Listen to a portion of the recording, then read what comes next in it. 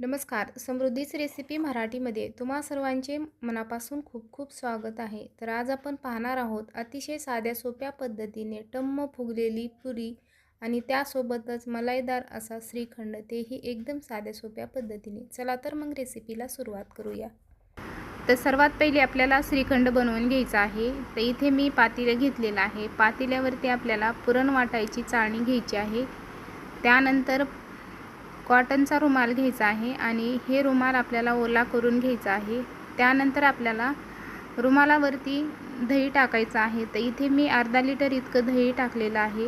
हे विकत्रीचं दही असल्यामुळे थोडंसं पातळ आहे, पण अशा पद्धतीने आता शक्य होईल तेवढं आपल्याला घरचं दही वापरायचं आहे. घरी बनवून केलेलं दही हे अतिशय सुंदर होतं आणि खूप छान पनीरसारख्या त्याच्या वड्या तयार होतात. त्यामुळे आपल्याला होईन तेवढं घरचं दही वापरायचं आहे. मस्त असं त्याचं श्रीखंड तयार होतं आणि घरच्या घरी बनवलेलं दही शक्यतो आंबट नसतं.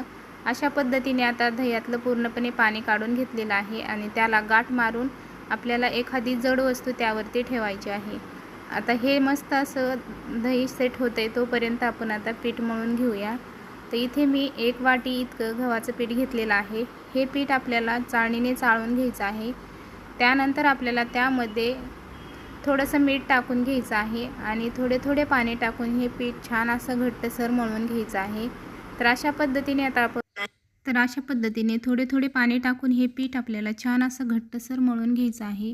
जेवढं आपण गव्हाचं पीठ छान असं मळून घेता तितकी आपल्याला पुरीसुद्धा छान अशी मऊ लुसलुशीत तयार होते, कमीत कमी तेलकट होते. तर अशा पद्धतीने मस्त असं पीठ आपलं मळून झालेलं आहे. आता हे पीठ 10 मिनटासाठी मुरत ठेवायचं आहे. मुरत ठेवल्यामुळे पुरी एकदम छान होते.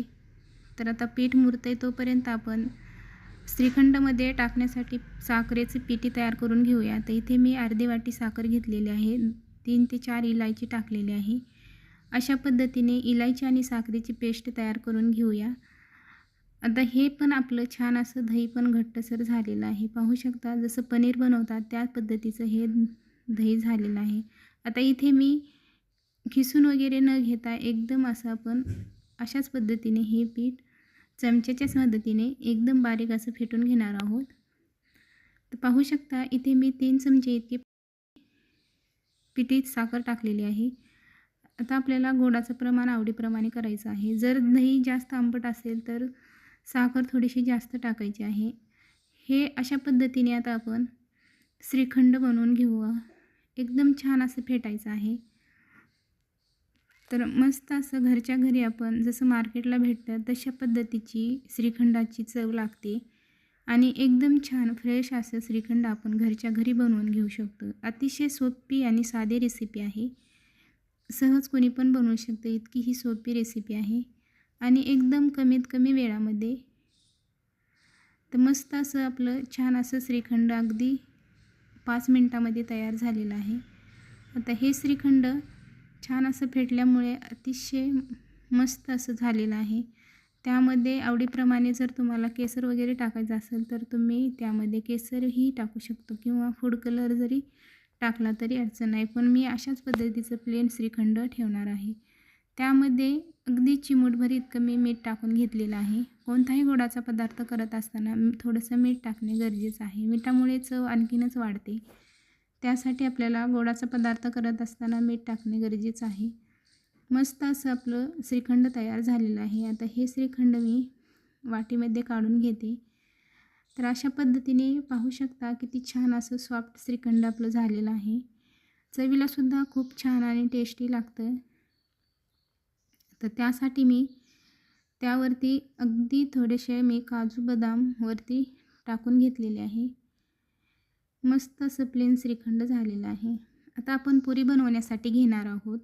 तर इथे मी पीठसुद्धा छान असं मळलेलं आहे. थोडंसं हाताला तेल लावून घेतलेलं आहे, पोळपाटाला तेल लावून घेतलेलं आहे. थोडेसे लिंबाच्या आकाराचा आपल्याला गोळा तयार करायचा आहे आणि मस्त अशी पुरी लाटून घ्यायची आहे. पुरी जर गोल गरगरीत आणि एकसारखी हवी असेल तर तुम्ही वाटीच्या मदतीने एकसारखी पुरीला बनवून घेऊ शकता.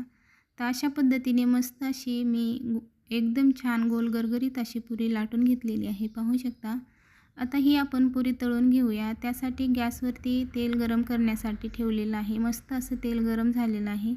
एकदम छान अशी पुरी आपली टम्म फुगलेली आहे, पाहू शकता. ही पुरी आपल्याला दोन्ही बाजूने मस्त अशी तळून घ्यायची आहे.